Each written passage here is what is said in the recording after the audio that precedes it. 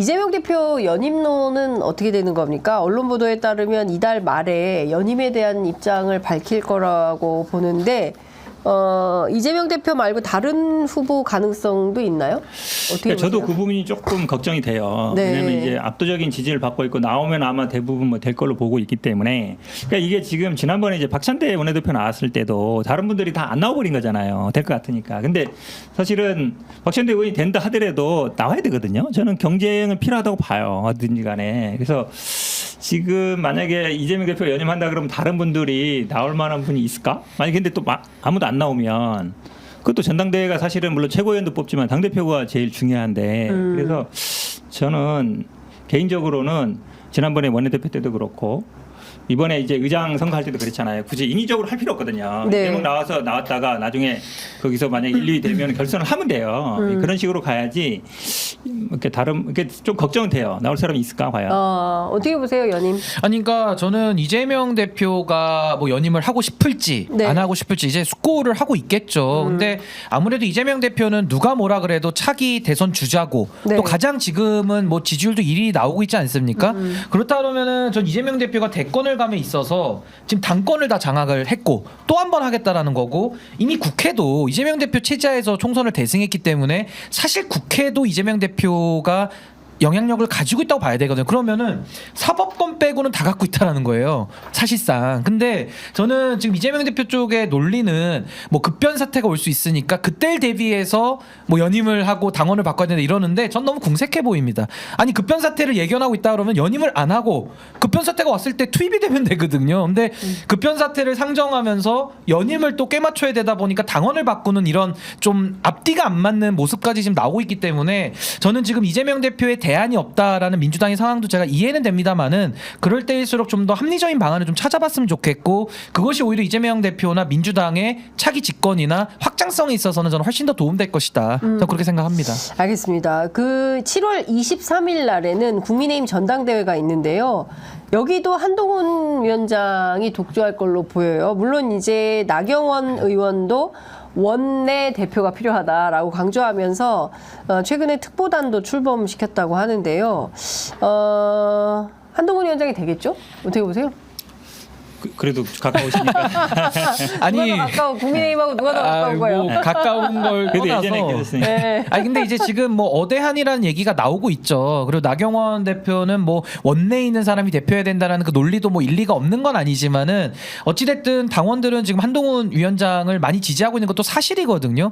근데 저는 이제 이 지금 국민의힘 경선에 있어서의 저는 가장 큰 변수는 친윤 쪽에서 단독 후보를 내느냐 여부에 저는 다 달려 있다고 봅니다. 그러니까 친윤 쪽에서 단독 후보를 만약에 못 내면은 나경원 후보랑 손을 잡을 수밖에 없어요. 친윤들이. 그러면 전 한동훈 위원장 전 위험해진다고 보는 것이고 만에 하나 친윤이 남은 기간 동안에 본인들의 독자 후보를 낸다고 하면은 그러면 이제 소위 말하는 각자 도생 구도가 되기 때문에 오히려 한동훈 위원장은 어부지리를 얻으면서 당선이 더 유력해지는 거거든요. 그래서 저는 이제 남은 시일 동안에 지켜봐야겠습니다만은 친윤이 단독 후보를 내는지 여부 그리고 못 냈을 때는 나경원 후보와의 연대 여부 전 여기에 이제 결과가 달려 있다. 근데 한동훈 위원장이 압도적으로 유리한 건 사실이죠. 그 젊은 층을 대변하는 김재섭 의원은 어떻게 할 것 같아요? 근데 저는 김재섭 의원은요 네. 지금 안 나올 것 같아요. 그러니까 쉽게 말하면 당대표 선거에 나오기가 어려운 게 과거에 이준석 대표 사례를 많이 생각할 텐데 네, 그때는요 대선 앞두고 모든 전폭적인 지원을 이준석 대표한테 해줄 때입니다. 근데도 어려웠거든요. 근데 지금은 대통령 있죠, 당내의 기득권자들 있죠. 이 틈바구니 속에서 김재섭 의원이 정치력을 발휘해서 뭔가 개혁적인 일을 낸다? 저는 거의 불가능하다라고 보고 본인도 아마 그걸 알 거기 때문에 저는 김재섭 의원은 당대표 선거에 나서지 좀 않을 가능성이 높다. 그리고 저는 국민의힘의 원외 당협위원장들한테 참 답답한 게 영남 기득권이 있잖아요. 그럼 이제 수도권 원외들이 나름대로 한 축을 이루고 있는 거고 이분들이 당을 바꾸는 동력과 에너지를 갖춰야 되는 분들인데 이분들이 꼴랑 생각해낸 게 한동훈 위원장한테 가서 줄 서자. 너무 한심합니다. 아 그래요? 전 이렇게 해가지고 당이 바뀌겠습니까? 국민들은 윤석열, 한동훈 둘 다 아니라는 거예요. 둘 다 공범이라는 얘기로 국민들은 보고 있는데 원내위원장들이 꼴랑 생각해낸 게 한동훈한테 줄 서가지고 당을 바꿔보자. 저는 매우 한심한 수준이다. 전 그렇게 봅니다. 어떻게 보세요? 저는 이렇게 두 말씀을 정리하면 이제 네. 친윤 후보로 낼 수 있느냐, 과연 뭐 김재섭 의원이 친윤 후보 되겠느냐? 저는 아니라고 봐요. 네. 신윤 후보 중에 신윤이라 얘기하는 사람이 누가 남았는지도 모르겠고 지금 유출기원이 나올 건 아니잖아요. 네. 또 나올 만한 사람이 없어요. 대중적으로나 아니면 당원들한테. 뭐 예를 인기도 들면 알려지고. 배현진이나 김태호 정도, 아. 뭐 그 정도 어떻습니까? 아직 그 사람들 알려지진 않았지만. 배현진 신윤에 의원. 맞나요? 그걸 모르겠고 김재석 의원님이 갑자기서는 예전에 그런 말 했잖아요. 되게 인상 깊게 들었던 게 당에서 내걸라는 플래카드를 안 내걸었더니 이미 당선이 됐다 하더라. 맞아요. 한마디로 얘기하면 네. 그 전에도 대통령 1, 2년 차 굉장히 힘이 좋을 때인데 네. 신윤에서 그러니까 당에서 하라는 대로 안 했더니 이겼다 그랬거든요. 그럼 본인의 정치적인 미래를 위해서 지금 친윤하고 손잡는 건 완전히 죽는 길이에요. 그렇죠. 절대 갈 리가 없죠. 네. 제가 보면 한동훈 전 장관이 할 것 같긴 한데 네. 근데 한동훈 장관이 기본적으로 이렇게 지금까지 정치라 뭐 얘기를 해놓은 거 보면 이분이 방송 인터뷰라든지 아니면 이거 안 하잖아요. 안 언론 하죠. 인터뷰를 잘 안 하잖아요. 예. 그러니까 이분이 무슨 생각을 하는지 잘 모르겠어요. 그냥 네. 검사 때 가졌던 생각 지금도 뭐 언론 이게 메시지 보면 뭐 이재명 공격하거나 뭐 총선 때랑 똑같아요. 그냥 본인이 아는 법에 대한 분야, 수사에 대한 분야 나오면 한마디 하는 거밖에 네. 없거든요. 예. 그러면 지금 여당 대표가 되겠다는 사람인데 현실적으로 지금 경제도 어렵고 외교도 어렵고 민생도 되게 어려운데 내가 뭘 하겠다가 있어야 돼요. 네. 권력을 잡겠다라는 그러니까 인기가 좋으니까 당대표가 되겠다. 이거는 사실은 제가 보기에는 금방 모래알처럼 사라질 수 있어요. 예. 여당 대표가 되겠다는 사람은 가장 중요한 거는 대통령 관계를 어떻게 풀어가겠다. 그 다음에 지금 현안이 돼 있는 뭐 특검법 문제라든지 최상병 문제라든지 뭐 명품백 문제라 이거 어떻게 하겠다. 그다음에 민생 경제를 어떻게 하겠다. 외교 문제 어떻게 하겠다. 이게 나와야 돼요. 그래야 사람들이 정치인으로 봐줘요. 지금은 네. 제가 보기에는 그냥 뭐 헌법 84조 그거 누구나 다 할 수 있는 얘기예요. 헌법 뭐 로스쿨생이면 다 하는 얘기예요. 네. 본인이 안 해도 돼요. 굳이. 뭐 그다음에 무슨 뭐 그건 사실 헌법 84조를 꺼낸 것은 이재명 대표를 저격하기 위한 용도. 그거밖에 없는 거예요. 그러니까 네. 총선 때도 계속 뭐 이조 이재명 심판론. 그거랑 같은 거예요. 연장선이기 때문에 그럼 뭘 할 거냐라는 얘기가 있어야 되는데 하고 싶은 건 같아요. 막 여러 가지 뭐 만난다는 얘기 들리고 캠프도 없다는 얘기 들리는데 왜 하려고 하느냐라는 얘기를 SNS 말고 이런 데든 아니면 방송이든 어디 나가서 본인 입으로 얘기를 해야 돼요. 네. 그게 사실은 정치인의 기본이거든요. 국민들한테 내가 왜 정치를 하려고 한다. 네. 내가 왜 대표가 되려고 한다. 얘기를 해줘야 되잖아요. 맞아요. 그런 과정이 없이 그냥 은근슬쩍 인기에 힘입어서 그러면 뭘 할 수 있을까? 제가 보기에는 대표가 돼도 오히려 더 문제가 돼요. 그러면. 근데 지금 한동훈 위원장이 그럴 시간이 없는 게 책을 읽어야 되거든요. 그러니까 지금 도서관도 도서관도 가서 가야 내용을 되고. 채워야 되기 예. 때문에 본인의 지금 예. 도서관 많이 다니고 있고 이 뇌 구조도를 그리면요. 전 한동훈 위원장의 뇌에는 제가 뭐 들여다보진 않았지만은 그냥 2조 심판 이렇게 아직도 써 있을 것 같아요. 그러니까 앞으로 한동훈 위원장이 돼도 가망이 없는 게 네. 뭐 지선까지 버티기나 하겠습니까? 그 내공과 컨텐츠 가지고 저는 매우 그 동력이 없다라는 생각이 우선 들고 저는요 아마 친윤 쪽에서 지금 바삐 움직이고 있을 텐데 뭐 김태호 의원 같은 좀 중량감 있는 인사들 좀 마지막에 밀 수도 있다고 봐요. 그 친윤 후보를 무조건 내야 된다라고 생각을 할 것이고 아 대통령실에서. 그렇죠. 예. 누가 됐든지 간에 그 친윤 주류 그러면은 쪽에서 한동훈 위원장은 이제 반윤인 거예요? 비윤? 반윤? 뭐 나름대로는 그렇게 분류가 되는 것 예, 같은데 이제 예. 제가 드리고 싶은 말씀 뭐였냐면 만약에 친윤이 단독 후보를 못 세운다면 뭐 몇 명 안 되거든요. 근데 못 세웠을 때는 나경원 의원하고 나름대로 좀 딜을 할 수밖에 전 없다라는 현실적인 필요가 양쪽 다 있다고 생각이 드는데 제가 나경원 의원 쪽은 조금 주변에 계신 분들 전화를 좀 해보니까 네네네.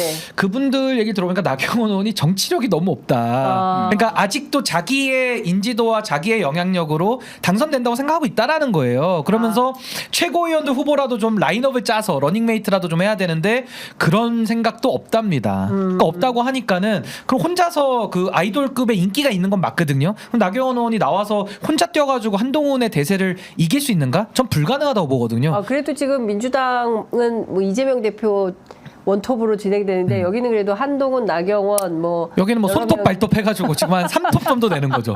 삼톱? 예, 3톱 정도. 삼톱 정도. 예, 근데 뭐 예. 이제 친윤이 내면 이제 4인방 정도 뭐 4톱 예, 되겠지만은 예, 예. 어쨌든 저는 이번에 나경원 의원의 정치력은 많이 없다라는 게 그 전에도 확인이 됐던 분인데 여전히 그렇다라고 한다 그러면은 참 구도 속에서 친윤이 단일 후보를 내느냐. 전 여기에 지금 국민의힘의 전당대회는 다 달려 있다. 네. 전 그렇게 봅니다. 그러니까 유승민 전 의원 같은 경우에도 지금 8대 2로 되면서 20%밖에 안 되고 그렇죠. 더구나 이제 국민의힘이 논란이 많은 역선택 방지, 그러니까 네. 쉽게 얘기하면 민주당 지지자들은 빼고 하는 거잖아요. 그럼 유승민 의원이 낄 틈이 없어요. 지지율이 안 나오면 거의 저는 원사이드로 갈 거라고 보는데, 근데 이제 지금 나경원 의원의 예를 들어서 원내라 해야 된다. 그 얘기는 사실 이준석 대표 전 대표도 네. 원외였잖아요. 근데 이준석 전 대표 같은 경우에는 하루 방송 10번씩 출근해요. 맞아요. 그래가지고 사실 네. 국회 본회의라든지 상임위에서 못한 말을 밖에 나가서 다 한단 말이에요. 네. 다 얘기하고 그러면 언론이 또 받아주고 네, 이슈를 그래도 맞아요. 잡을 수 있는데도 그렇죠. 불구하고 쫓겨났잖아요. 그럼 한동훈 장관이 예를 들어서 아마 고민할 것 같아요. 본인이 원내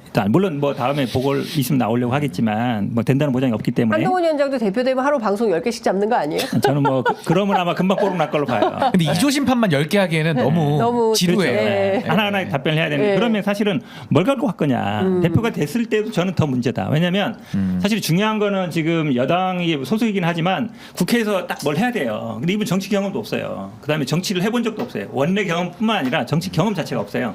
그럼 중요한 이슈라든지 이거에 대해서 결정을 해야 되는데 총선 때 계속 뭐 이재명 비판하면 됐지만 결정을 제가 보기에는 계속 못 할 거예요. 그럼 원내대표한테 다 미룰 거거든요. 어째 네. 본인이 원내도 있지 않고 그러면 대표가 사실은 그냥 바지 사장밖에 안 되는 거예요. 네. 결정권도 없고 결정도 못 하고 경험도 없고. 근데 바지 사장 아니고 사진 사장. 사진 찍으러 많이 다니죠.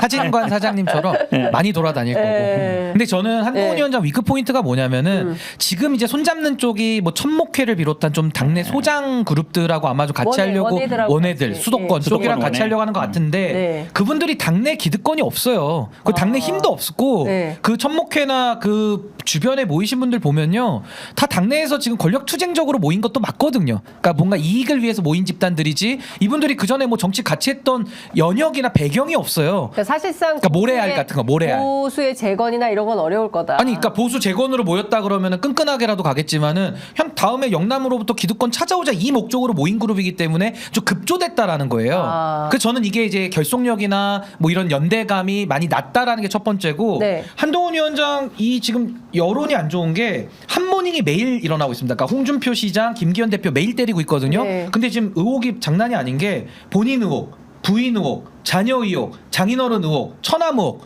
본부자장처 본부자장처를 넘어가야 돼요 지금. 본부자장처. 이거 예. 홍준표 시장님이 이 방송 보실지는 모르겠습니다만은 예. 제가 지금 소스 다 던져드리는 예, 거거든요. 홍준표 이거 시장님. 매일 합니다 한모닝. 본부자장처를 돌아가면서 돌림 노래로. 예. 그거 어떻게 버텨냅니까? 본부자장. 아니 그래서 심지어 심지어 지금 이게 저도 확인을 해봐야 되는데 진영구 검사 있잖아요. 진영구. 그러니까 장인어른 네 번째. 예, 예. 이거 지금 그 나무위키도 임시 조치돼 있어요. 누군가가 지금 막아놨어요. 아, 정말요? 그러니까 미리 지금 단도리를 다 쳐놓던데. 예. 아니 그런다고 그 의혹이 없어집니까? 야. 그러니까 이게 본부자장처의 의혹을 넘어가는 게 한동훈 위원장은 아마 저기 그 태백산맥 넘어가는 수준으로 예. 아주 힘들 겁니다. 제가 볼 때. 그 제가 보기엔 그 특검도 있지 넣으면은 않습니까? 그 다음에 큰 강이 하나 있죠. 또 강이 한동훈 있어요? 특검강. 그러니까 왜냐면 특검의 강. 한동훈 특검 왔을 때 윤석열 대통령이 거부권 행사할까요? 안 한다는 얘기가 제일 많아요. 아니 거부권 예. 행사에 또 국민의힘에 있는 그 의원들이 예. 다시 또 그 반대표를 재결 던질까요? 반대표. 예. 그리고 특검의 강을 넘으면은 또 윤석열, 김건희 부부와의 관계까지 또 넘어가야 되기 예. 때문에 그걸 바다네, 이 바다. 태평양 바다를 또 건너가야 돼. 얼마나 야, 힘듭니까? 어렵겠다. 근데 진짜 수영 한 힘들겠- 번도 안 해보신 분이에요. 수영을 한 번도 안 해요. 예, 수영을 그래서 안 해보신 진짜 분이에요. 어렵겠다라는 생각이 좀 드네요. 근데 어쨌든 뭐 나올 것은 자명해 보이고 7.23 전대에서 대표가 된 다음에 그 다음에 그 행보가 어떻게 될지는 저희들도 지켜봐야 될 것 같다라는 생각이 좀 듭니다. 근데 이제 사진은 엄청 찍으실 걸로 예상합니다. 당 대표 되면은 전국 예. 돌면서 예. 사진은 엄청 찍으실 아니, 거예요. 그러니까 당장 오늘 국회를 열어서 남은 7개 상임위에 대해서 결판을 내라라는 게 박찬대 원내대표의 주장인데 국민의힘이 어떻게 나올지 모르겠습니다. 일단 우원식 의장은 협의를 지켜보는 상황이다. 라는 입장인데 이번 주 넘길까요? 어떻게 전망하세요? 근데 일단은 우원식 의장 입장에서는 이미 상임위원장 11개를 선출했기 때문에 네. 나머지 7개라도 좀 합의를 유도해서 뭔가 좀 정상화를 열어보겠다. 저는 뭐 의장으로서 책임감 마땅하다고 저는 보는 거고요. 근데 이제 국민의힘 쪽에서 저는 강경하게 나올 수밖에 없다고 봅니다. 그러니까 새 대표가 선출되기 전까지는 강경 기조를 저는 유지할 수밖에 없다라고 보는데 전 지금 국민의힘이 가장 괘씸한 게 뭐냐면은 아니 본인들 마음에 안 들면은 국회가 개점 휴업해야 됩니까? 그렇죠. 그것도 웃기고요. 그것도 이제 총선 민의에 대한 정면 도전 부정이고 또 하나는 아니 제가 여기 취재 편의점 나오면은 출연료 받지 않습니까? 네. 근데 출연료는 제가 받으면서 방송에 안 나오면 저 어떻게 하실 거예요? 다시는 안 부르거나 자르지 않겠습니까? 그렇겠죠. 내지는 소송을 하시겠죠? 네. 출연료를 받고 안 나오니까. 네, 네. 아 이분들 월급 다 받아 먹고 한 의원실당 한 달에 거의 1억 정도 들어가는데 그렇게 해서 개점업 해가지고 108명이 논다고 생각해 보세요. 몇백억이 나가는 겁니까? 전 이런 식으로 일하지 않으면서 뭐 성경에는 일하지 않는 자 먹지도 말라 그러는데 진짜 이런 식으로 국회를 공전시키고 개점 위협하는 거는 그럼 본인들이 공직에 안 가셔야지 네. 가면서 하는 건 저는 매우 맞지 않다라는 생각이 어떻게 듭니다. 보십니까? 그러니까 예전에 이제 21대 아마 전반기를 보는 그때 아마 민주당이 18개 상임위를 전부해서 아마 뭐 좀 비난을 많이 받았다 했던 것 같은데 네. 그때는 이제 민주당이 여당이었거든요. 네. 그 사실은 국회의 가장 큰 권능은 정부를 견제하는 거예요. 맞습니다. 그거는 야당의 역할이거든요. 네. 그래서 사실은 야당이 제가 보기에 18개 상임위를 전부하면 더 효과적으로 견제할 수 있어요. 그러니까 여당 입장에서는 이걸 어떻게든 정부를 좀 방어하는 입장이라 해야 되는데 지금 가장 산적한 이슈가 뭐겠어요? 석유 문제. 이거 산자에서 해야 돼요. 네. 그러니까 안 열리잖아요. 지금 다음에 북한 문제. 뭐 오물풍선 날아오고 이거 뭐 대북 확성기 하는데 이게 국방위 소관이거든요. 안 열리거든요. 네, 그럼 네. 야당 입장에서는 아니 현안이 이렇게 많은데 제일 큰 현안 2개가 다 있는 거예요. 맞습니다. 그거 안 열리고 있잖아요. 네. 그러면 사실은 이거 열어야 돼요. 그리고 야당 입장에서는 사실은 국회를 여당이 굳이 안 들어온다 그러면 그냥 혼자 해도 돼요. 왜냐하면 장차관들 안 부르면 나중에 고발하면 되고. 네네네. 그렇게 해서 하면은 여기서 나오거든요. 계속. 그러니까 국회의 기본적인 기능이라는 게 정부를 견제하는 기능이다. 그거에는 제가 보기에 야당이 18개를 해도 오히려 더 효과적일 수 있다고 봐요. 네. 그러니까 그런 역풍은 제가 보기에 민주당이 네. 옛날처럼 걱정하지 않는다. 그러니까 여당일 때하고 안 할 하면 때는 역풍이 다르다. 불죠. 오히려 그렇죠. 안 하면 오히려 역풍이 불 겁니다. 그렇죠. 제가 볼 안 때는. 하면 오히려 저 국민들의 영린을 그렇죠. 건드리는 거다 이제. 아니 국민한테. 총선에서 192석이 야권이 이겼는데 네. 어떻게 국민의힘은 자기들 얘기만 하고 이거 땡깡 부린다고 전 보거든요. 네. 아니 땡깡 부리는 건 좋아요. 그 월급이나 뱉어내시라는 거예요. 보좌진들도 싹 다. 예. 왜 나라 돈을 이렇게 헛들었습니까? 그렇습니다. 매우 심각합니다. 그러니까 사실은 예를 들어 석유 문제 같은 거 관련된 뭐 석유공사 그 담당 직원이라든지 문제가 됐던 그 직원, 그 네. 제자라는 네. 분 불러서 물어봐야죠. 공회 팀장. 그 네, 팀장. 네. 당연히 불러가지고 아니 당신하고 이 사람하고 관계가 있는데 그래서 이거 수주된 거야? 나머지 세 개가 그렇죠. 들어왔다는데 두 개는 따져봐야죠. 그게 글로벌 업체라는데 네. 왜 여기는 타락하고 왜 여기가 됐어? 1인기업이 됐어. 그런 예. 거 물어봐야 되잖아요. 그렇습니다. 그 국민들이 그거에 대해 관심이 많단 말이에요. 그렇습니다. 그러니까 해야 돼 빨리. 예, 그렇습니다. 자, 방금 속보가 들어왔는데요. 추경호 원내대표가 의원총회 매일 했거든요. 2, 3일 동안 중단하겠다. 그리고 야당 그리고 국회의장과 여러 대화를 하겠다라는 이제 진전된 태도를 보이고 있어서 어쩌면 경우에 따라서 7개 받고 들어올 가능성도 있겠다. 근데 참 묘한 것이요. 오늘 아침 보수 언론 중심으로 대서특필한 내용이 있으니 그게 바로 종부세, 상속세 토론해라. 이걸 기회로 만들어서 좀 논의에 들어가라, 착수해라 이런 것 같고 실제로 성태윤 대통령실 정책실장이 종부세 폐지를 꺼냈기 때문에 이 논의 차원에서라도 기재위 열려면 들어가야 된다. 이런 명분이 좀 생기는 거 아닌가라는 판단도 좀 드는데 그 부분은 어떻게 생각하시는지 여쭤볼까요? 근데 지금 뭐 명분 쌓기 하는 거고요. 그러니까 네. 추경호 원내대표도 더 강경으로만 가가지고는 답이 없잖아요. 예, 그러니까 예. 뭔가 이제 들어올 만한 구실을 좀 찾고 있을 텐데 뭐 의원총회를 지금 계속했다 그러잖아요.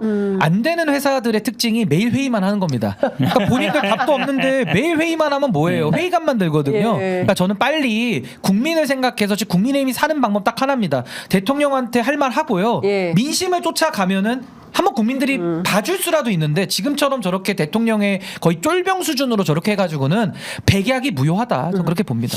저는 뭐 반대는 하고 있지만 그 내부에도 언론 보도를 보면 그래도 뭐 7개라도 가져야 되는 거 아니야? 특히 삼선 의원 이런 분들은 아니 상임위 한번 해야 돼, 위진정 해야 되는데 그리고 여당일 때 되면 지역에 제가 그 얘기 예산도 좀 짜야 들었어요. 되고 그날 그 네. 국회의장 선거하는 날 네. 조경태 의원이 제일 화를 했대요. 부의장 하고 싶어서. 부의장 해야 되는데.